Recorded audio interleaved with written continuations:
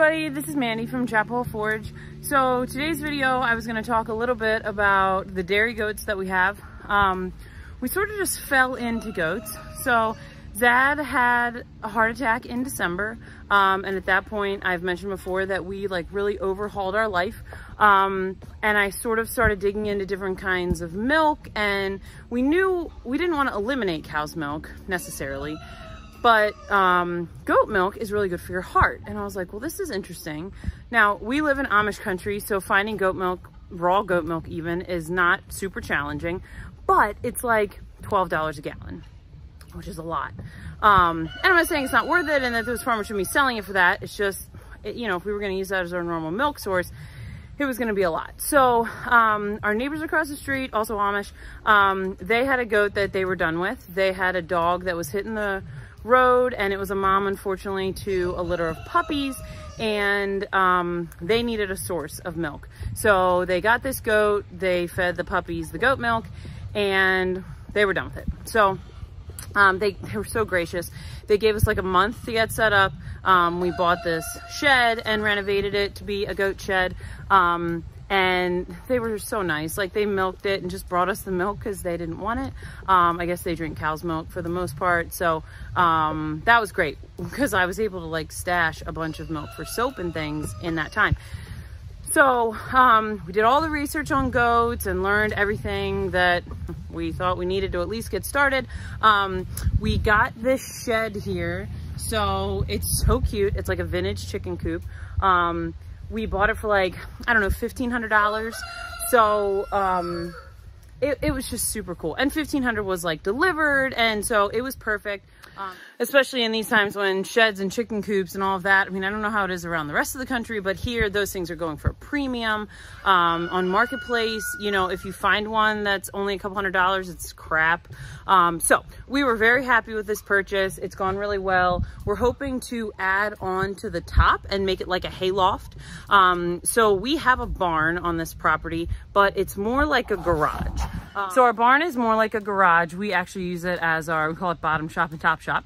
So in our bottom shop, that's where we blacksmith. We do the carved wooden signs. Bud does his fire starters, and we just, you know, if we need to build things or whatever, that's kind of where we do our tinkering and things. So in the top shop is where we have our laser engraver, we have a glow forge, and we do sewing. Bud does his sewing projects up there, stuff like that. You know, we have a TV and like a little toy corner for the little kids and whatever. And so that's perfect. But it kind of leaves us with nowhere to go for things like hay and straw. So when we decided we were going to get goats, we had to figure out where we were going with straw and hay and all this extra feed and whatever. The chicken feed that we were storing, we didn't really need that much at the time. I mean, we'd store like 10 bags, but nothing that was crazy that we needed, you know, tons and tons of bags of feed on hand at once. So we actually sourced these two little sheds. I know they look like they're not a whole lot of anything, but they work. So one is like a rollover type shed, and then one has like doors. So we got those both off of Facebook Marketplace actually, and for a few $100s. And they've worked really well. So we store straw and some hay in the one, and then feed in the other. And then if we have, you know, bedding is in with the straw and stuff for the chickens and the bunny and all that. So that's how we make dairy goats on our little 3 acres work. Now, as you can see, the goats are in the woods. We don't have enough pasture for goats, which kind of works because goats eat above the shoulder and sheep eat below the shoulder. So it kind of works because the goats love to just kind of forage through all of this kind of brushy stuff and like low trees. There's like saplings and things. So they love eating that kind of stuff. They'll eat through the ferns and all of that. And then like the stuff below them, like the May apples, there's some ivy and things like that. They don't really pay a whole lot of attention to that, which works because at some point we will try to rotate maybe. Maybe we'd bring the chickens down here for a little while or something. Rotating pasture on 3 acres when half of it is woods is kind of challenging. It's not like we have 8 acres of open field that we can just move our fences and it's just this nice little system. So we have to be a little bit more creative. So right now we have the electric fence. They have this area for now, we're working on the electric. We need to run new electric down here. So the goal is that we kind of section off the woods into like 6 areas. And so they would visit each area twice a year, or that's our plan. So right now they're kind of in area 2. We just moved them a little while ago. And so we kind of have this whole, we set up a lot of the fence so that it's a little bit easier to move when it's time to rotate.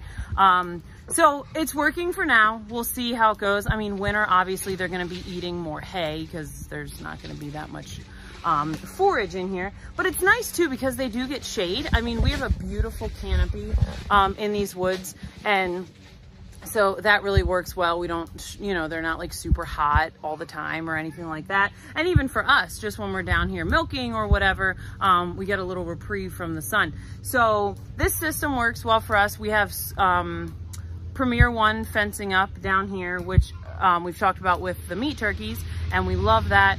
And their system for energizing the fence is actually wired in. So it's electric, it's not on solar like the turkeys are and the chicken fences.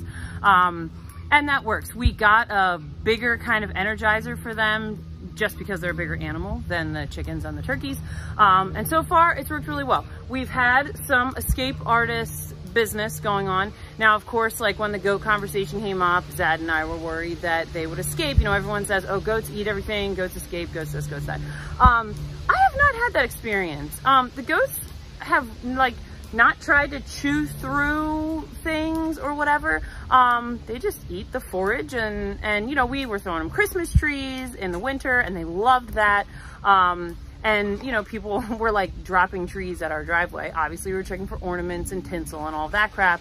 But they loved it. It was fantastic. So if you're thinking about goats, get the word out that you want Christmas trees, and I promise you that people will just drop them in your driveway. So that worked great. As far as our fencing goes, so we have this style fence. You just pull this up and open the gate. Hold on, it's a little harder with one hand. Pull this up, open the gate, and then we just drop it down. You know, obviously it works on both sides. And then Zad made an extra pin just for some extra security. He blacksmithed this nice little pin. If that's something you need, let us know. He could make you one too. So we have this extra just kind of lattice down here right now because the babies, the cute little babies over here, they were trying to sneak out under the gate. So they got out under the gate a couple times, and it was fine. They stayed close. They knew mom was here, so it was fine. But yeah, so we have the mommy goat. So mommy is having one of her meals because she is obviously still in milk. So we're feeding her 2 cups 2 times a day right now. So she's eating. We have the 2 babies, and then over here we have Oreo. So Oreo is a Nigerian dwarf. She's super skittish. We got her from a family next county over.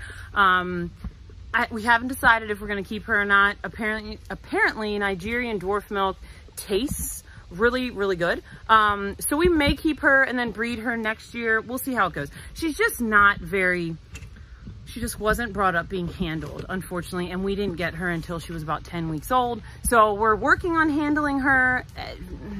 You know, it's a process. So the babies they're great. They love people, and they've been handled a lot.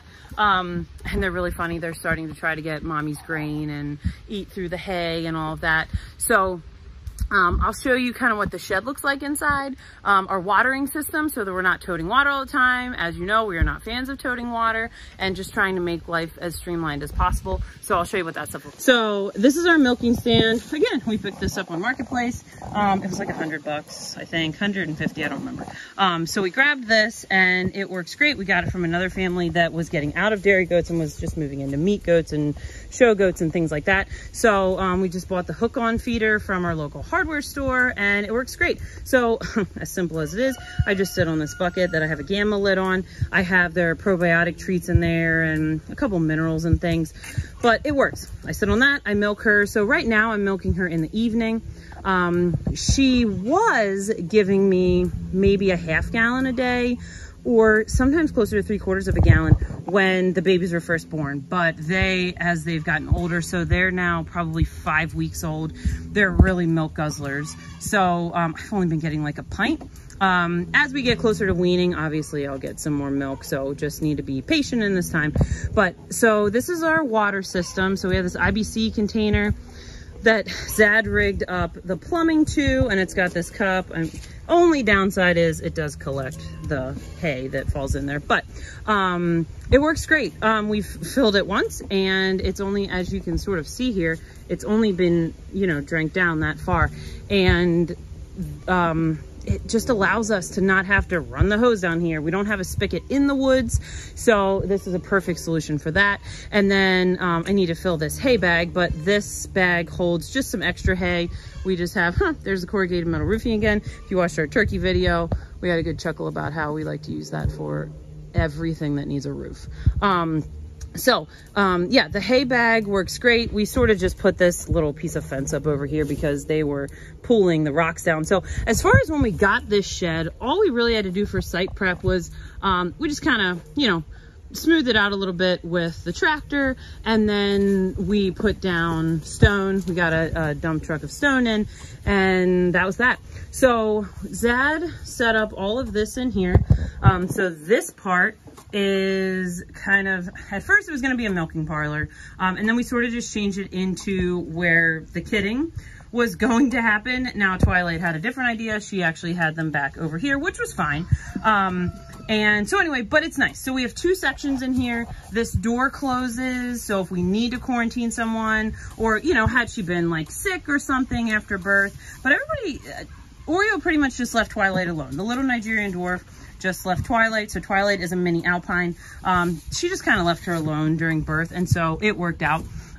So back here we have the hay feeder.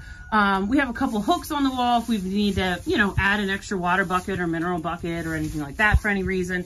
And then it just kind of cruises back there. We put plywood up on the walls. We do need to put plywood up over here. We added the window in just to give them some ventilation. This door's blocked off right now. We don't really need it, but Zad rigged up the electric, so the fence is in there. We have a light switch in here if we need it, which is great because, you know, when I'm cleaning in here, I can turn on the light.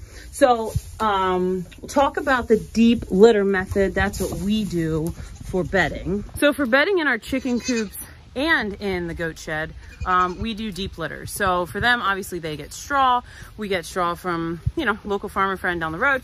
And I probably once a week or so, I go in and just kind of turn it, because obviously the pee goes to the bottom and whatever. So we did put the black thick rubber mats down, like cattle mats, or you know, they're just like a thick black mat we got at the hardware store. So we have those down in there, which really helps with not rotting the floor, helps the pee not, you know, it just kind of like stays up in the straw and above on the mat, so it's not rotting the wood, which has worked out great. So yeah, like once a week I'll go in and kind of turn it, and then I'll just add some fresh on top. If it gets, you know, it seems like it's just getting really thick, or obviously if I smell ammonia or anything, I would just pull it all out and throw it in the compost. But obviously this time of year, they're out more than they're in. So in the winter, I was definitely having to pull bedding out, like all the bedding out a little more often. So yeah, it's worked out really well. Obviously, again, we don't have an ideal situation for raising goats, but it works. We're able to get enough milk to make soap once the babies are weaned. You know, so some of the milk I put away for soap, some of it I hold and make yogurt. So I usually make like a half gallon of yogurt once a week or every other week. And then I'll make like chèvre or like a soft goat cheese. I'll do that like once a week or every other week, just to kind of mix things up. Now, once I start getting like a half gallon or more a day, I should be able to do all those things and not have to choose between soap, cheese, yogurt, etc. So yeah, we'll see. We've talked about getting a Dexter cow. So that is something that we've talked about, maybe ditching goats and getting a Dexter cow. So if you have a Dexter cow, I am really interested to hear from you about your experience with them, and do you like them? Do you like the taste of the milk? All of that. For now, we're gonna stick with goats. It works for our little homestead. You know, again, we just have under 3 acres. So having a few goats for us with our poultry is perfect. So if you have questions about raising goats, let me know. We've been through a kidding. So, you know, I can maybe answer your questions about kidding goats and just kind of raising two different breeds or deciding what breed you want or whatever. So goats are really fun. Don't be discouraged about, oh, they get out all the time or they eat everything. We have not had that experience. We're going to be adding a playground for them soon. We got some old tractor tires and things, and we have a bridge and a little playhouse. So we're going to be adding a bridge that kind of goes over like closer to the garden area. So when we do that, we'll definitely make a video about making the goat playground. So have fun with goats. They're really not that expensive to get into. We love them because with having little kids, so our kids are 11 months, 2, almost 3, and 12. So with having the 2 littlest ones, having goats for us really works because, you know, obviously I can't just send like Jameson, the 2-year-old, out into pasture with like a huge cow. And maybe I could, and he would be okay with it, but it makes me nervous. It's a big animal. So these guys are not as heavy. They're definitely not aggressive in any way. And so it's perfect with little kids. So if you're interested in goats, you have questions, let me know, and just have fun with it. You can do so much with their milk and, you know, getting into making soap and cheese and yogurt and just all those good things. Quick note, goat milk is naturally homogenized, so all of that cream is mixed in. You would have to get a cream separator if you wanted to make butter from your goat milk. We have not gone down that path yet, although I would love to. The cream separators are a little expensive, so we just haven't dove into that yet. We just buy heavy cream from our local dairy and make our butter that way. But so it's not a perfect solution. I would love to have a cow at some point, but this works for now. And I think it's a great option for those of you that are working on, you know, 2-3 acre size homesteads. So let me know if you have questions and have a great day.